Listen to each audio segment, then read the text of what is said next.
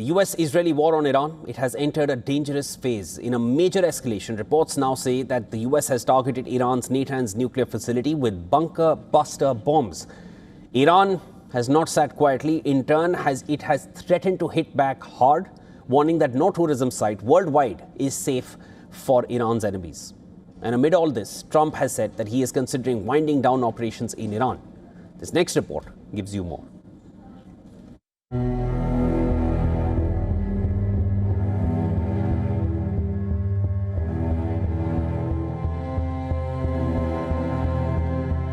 The war in West Asia is refusing to die down.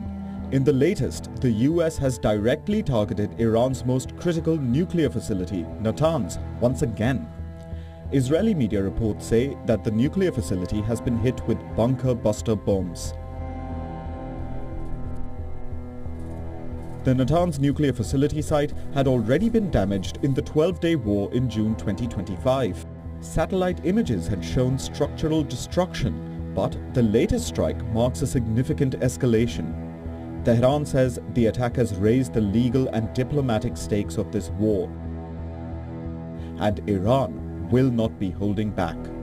The IRGC has warned that tourism sites across the world are no longer safe for Iran's enemies. The threat renews concerns that the war may spill over far beyond West Asia.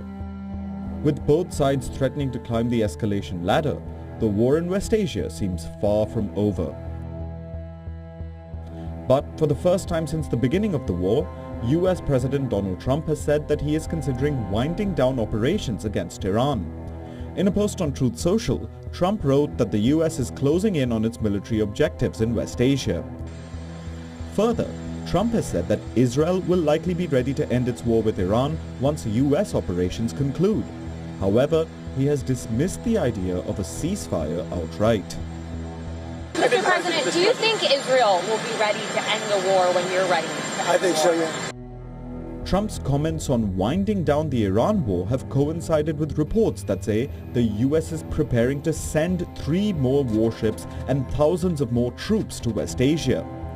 Reports say the Pentagon has already deployed the 31st Marine Expeditionary Unit and a rapid response force of about 2,200 Marines. The USS Boxer amphibious assault ship is also reportedly leaving the US nearly 3 weeks ahead of schedule. Reports also say that the US is considering plans to occupy or blockade Iran's strategically crucial Kurg Island in a bid to pressure Iran to reopen the Strait of Hormuz. If Washington decides to put boots on the ground, it would mark not only a major escalation, but also risk entangling the US in a prolonged war with Iran. America's Gulf allies are already beginning to question Trump's decisions in the region. Qatar, whose LNG facilities in the region have come under heavy attack from Iran, has now said that it had warned the US Energy Secretary not to go to war with Iran. In an interview, Qatar Energy's CEO said that he had warned the US of the negative consequences of attacking Iranian energy infrastructure. With Trump hinting at both winding down military operations and also a possible takeover of Iran's Kurg Island, experts say that Trump seems to be fighting a goalless war in Iran, one with no clear objectives and exit point. The messaging is very confused. In order to have a strategy, you need to have a goal that you want to achieve, and the strategy is the steps you will take to achieve the goal. There has not been a goal clearly articulated for this conflict.